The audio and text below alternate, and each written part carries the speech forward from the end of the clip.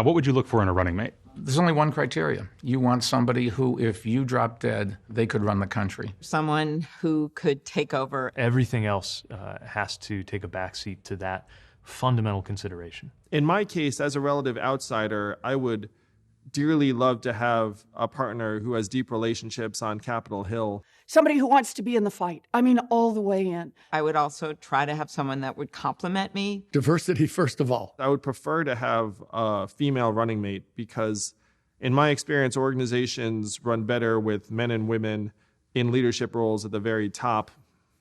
Speaking of tickets and you wanting to take his job, are there any of your rivals who are still your rivals or maybe were former your rivals that you'd either want, in a Yang administration or on a Yang ticket?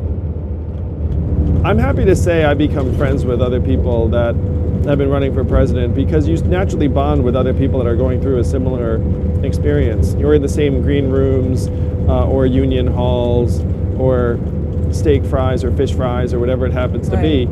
And so I share text messages with half a dozen of the other candidates. I would work with many of them, and as president, I can't wait to enlist many of them to join the cabinet. Could you name a couple? I don't know who you're texting, so you're going to have to give me some clarity. Well, I get along with Cory very well, with Kamala very well. I miss Kamala actually on the trail. I had a lot of respect for Beto. He's always very kind to me from day one and had a natural interest in helping people. And the people that are still in the field, I've had conversations with Joe, Bernie, Senator Warren about trying to solve problems together. So are they all welcome in the Yang administration? Like, I have friends, but these are sometimes my friends, I don't want them to work for me, so. They would all be welcome in the Yang administration. We need all hands on deck to solve the problems that got Trump elected and help move the country forward. I could work with virtually all of them and will enjoy doing so. What about Veep? Biden was quoted recently saying that he would be open to, having a person of color, like pledging to have a person of color as his VP. Have you thought about that? Are you willing to make kind of any promises? Well, a couple of things I've thought about for Veep. Number one, as someone who's new to DC, it would be great if I had a Veep that had very deep relationships on Capitol Hill and knew people. Because if you look at Barack Obama when he came in 2008, it's a similar situation, and he said he would tap Joe Biden because Joe Biden had been a senator for a long time. Right. You have to get things done. Number two, I'd prefer to have a woman running mate because I think that organizations run better if you have strong male and female leadership at every level. The big test really is whether you have that degree of trust and comfort with someone because they have to be your partner and you have to know that there's a real chance that they'll be the next president. Do you have a short list? One of the fun things is like my relationships are still developing with some of the other candidates. Sure.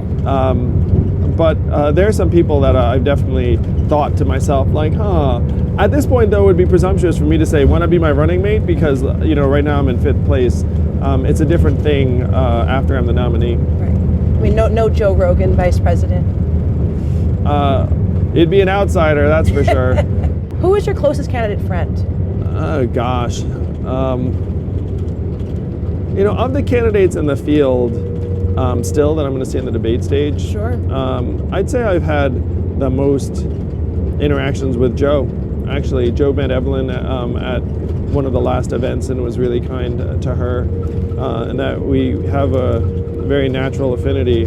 He actually came to me and said he's very concerned about the 4th Industrial Revolution and that if we automate away the jobs, it's going to be a fundamental threat to the middle class.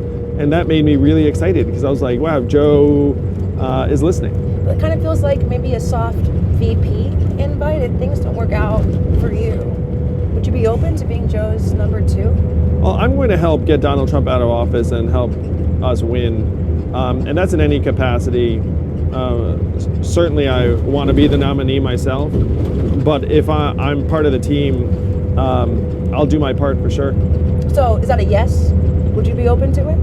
Of course. If any of the candidates prevails and asks me to be their running mate, of course I would take a very long, hard look at it. Here's the thing, I came to this country when I was 24. So basically, by constitution, I can't be the vice president.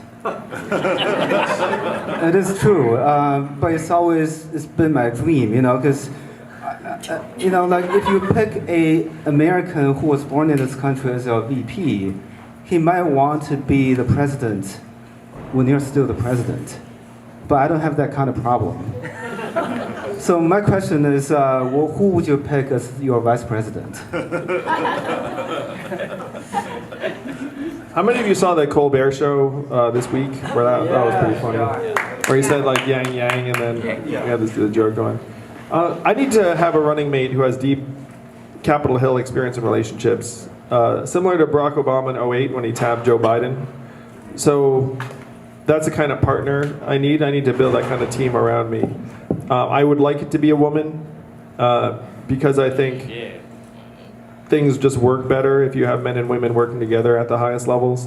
But it needs to be someone I have a great relationship with that actually can help get things done in Washington. And I'm happy to say I've developed a rapport with many people who are very experienced politicians, and they're getting more and more excited about the prospect of us working together in various ways.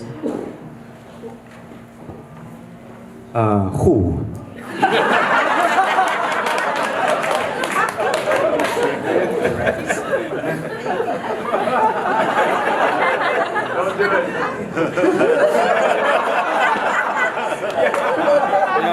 That's a great president.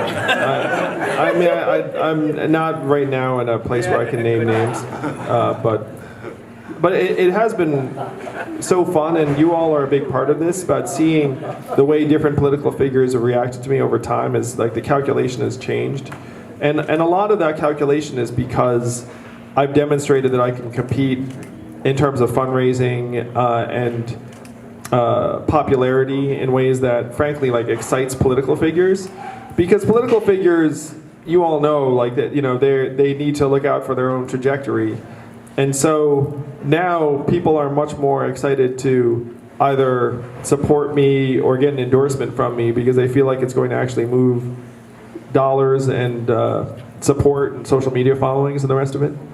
So I'm not in a position where I can just name a running mate just yet, but I will say that my relationships with political leaders are improving all the time. So yeah, sorry man, that's a shitty answer. So look at this, Andrew Yang can sound like a politician sometimes when the occasion warrants. That's a great answer, but I just kind of feel bad that Joe Biden wouldn't get his old job back. Okay, thank you so much for this wonderful interview. I really appreciate it. Actually, let me just say thank you. I just want to share something that Joe said to me. I don't think I'm breaking any confidence.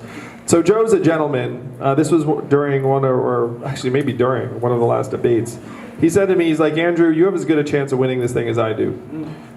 If you win, I'm going to retire. If I win, you're going to be one of the first people I call, so get ready for that. Yeah!